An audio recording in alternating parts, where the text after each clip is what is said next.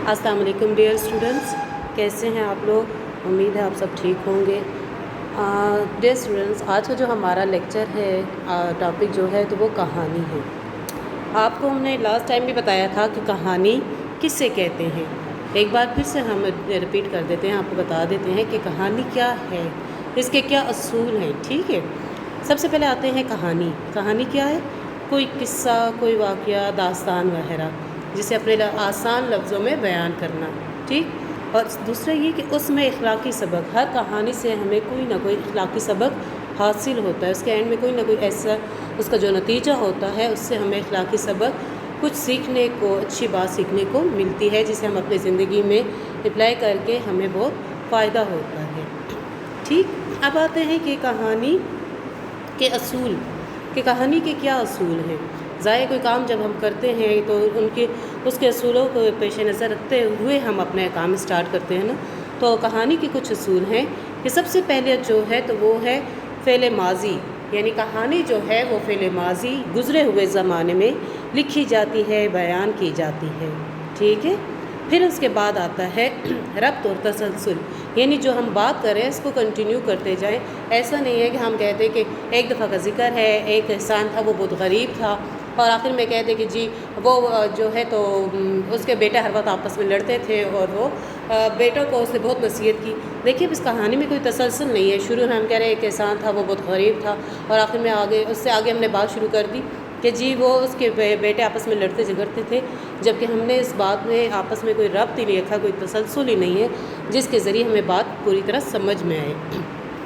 फिर इसके बाद आ जाता है इखलाकी सबक। मैंने आपको कहा ना कि कहानी के में एक इखलाकी सबक होता है, उससे आखिर में नतीजे की सूरत में हमारे पास एक इखलाकी सबक होता है, जिससे हमें बहुत कुछ सीखने को मिलता है।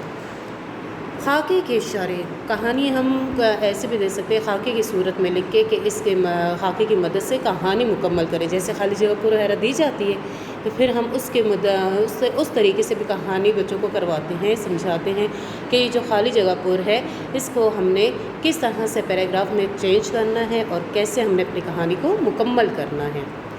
फिर आ जाएगा मुख्तसर और जामा। कहानी बहुत ज़्यादा तवील ना हो, बहुत ज़्यादा लंबी ना हो, जो कि मज़मून बन जाए और पढ़ने वाला उससे उकता जाए। कहानी मुख्तसर मगर जामे अल्फाज में, यानी पुरअसर अल्फाज में, दिलचस्प अल्फाज में होनी चाहिए, जिससे पढ़ने वाले को दिलचस्पी भी बरकरार रहे और उससे कहानी पढ़ने में मज़ा भी आए, और सबसे बढ़कर कि उससे समझ आए कि वो पढ़ क्या रहा है। क्लियर। ये तो इसके असूल व कवानीन, कुछ कवानीन थे जिसके तहत कहानी लिखी और बयान की जाती है। सो आज हमारी जो कहानी है वो हम देखें, हमारे पास है दिए गए नतीजे पर से कहानी आखिज़ करें। अब नतीजा हमारे पास क्या है? नतीजा हमारे पास है इत्तेफाक में बरकत। इत्तेफाक में बरकत। अब इससे आपके जहन में क्या कहानी आ सकती है? कौन सी ऐसी कहानी हो सकती है जो हम अपने इस उन्वान के मुताबिक हम अपनी कहानी को मुकम्मल करें? मैंने आप लोगों के लिए कहानी सेलेक्ट की है, जो लिखी है वो है किसान और उसके बेटे। उन्वान आपको नज़र आ रहा है ना? उन्वान का मतलब होता है कहानी का नाम। का पेपर में आपको नतीजा गिवन होता है और नतीजे के थ्रू आप लोग जो है तो उसको सामने रख के उस पर आप कहानी लिखते हैं। तो अब मेरे पास नतीजा था इत्तेफाक में बरकत, तो मैंने उसका उन्वान दे दिया किसान और उसके बेटे। आप ख़ुद से भी कोई इसका उन्वान दे सकते हैं, बीमार किसान, मेहनती किसान, किसान और उसके नालायक बेटे, कुछ भी आप दे सकते हैं। टॉपिक कहानी का नाम आप पे भी डिपेंड कर सकता है कि आप क्या देना चाहते हैं। अब आते हैं जनाब अपनी कहानी की तरफ। अब मैं कहानी किससे, ये मुश्किल अल्फाज लिखे हुए इस कहानी के, इन मुश्किल अल्फाज के ज़रिए मैं अपनी कहानी मुकम्मल करके आपको सुनाऊंगी कि इस कहानी में ऐसा क्या है, कौन सा अखलाकी सबक है जिस पे हम अमल करके एक कामयाब ज़िंदगी गुजार सकते हैं। क्लियर। अब आते हैं, अच्छा जी, मैंने आपको कहा ना कि कहानी हमेशा पास्ट टेंस में, माजी में, फ़िल माजी में होती है, तो हम शुरू में ये कह देते हैं एक दफ़ा का ज़िक्र है। ठीक, यहाँ से ऐसे हम स्टार्ट करते हैं। एक दफ़ा का ज़िक्र है, एक गांव में एक किसान रहता था। वो बहुत मेहनती था। उसके 3 बेटे थे जो हर वक्त आपस में लड़ते झगड़ते रहते थे। किसान उनको बहुत समझाता, लेकिन उन पर किसान की बातों का कोई असर ना होता था। किसान उनकी वजह से बहुत परेशान था। ایک دن کیسان بہت زیادہ بیمار ہو گیا اور اس نے سوچا کہ میرے بعد میرے بیٹوں کا کیا ہوگا۔ پھر اس کے ذہن میں ایک ترکیب آئی یا خیال آیا۔ اس نے اپنے بیٹوں کو اپنے پاس بلایا اور ان سے کہا کہ جاؤ جنگل سے لکڑیوں کا ایک گٹھا لے کر آؤ۔ ٹھیک، یہاں تک کلیئر ہو گیا؟ پھر آگے کہتے ہیں جب بیٹے جنگل سے لکڑیوں کا گٹھا لے آئے تو کیسان نے ان کو توڑنے کو کہا۔ اس لکڑیوں کا جو گٹھا ہے نا اسے توڑنے کو کہا، اور باری باری ہر ایک بیٹے نے لکڑیوں کو گٹھا توڑنے کی کوشش کی، لیکن وہ تینوں ناکام رہے۔ پھر کیسان نے گٹھا کھولنے کو کہا اور ایک ایک لکڑی اپنے تینوں بیٹوں کے ہاتھ میں دے دی اور کہا کہ اب یہ ایک ایک لکڑی توڑ کر دکھاؤ۔ اس طرح سے تینوں بیٹوں نے بہت آسانی سے تمام لکڑیاں توڑ دیں۔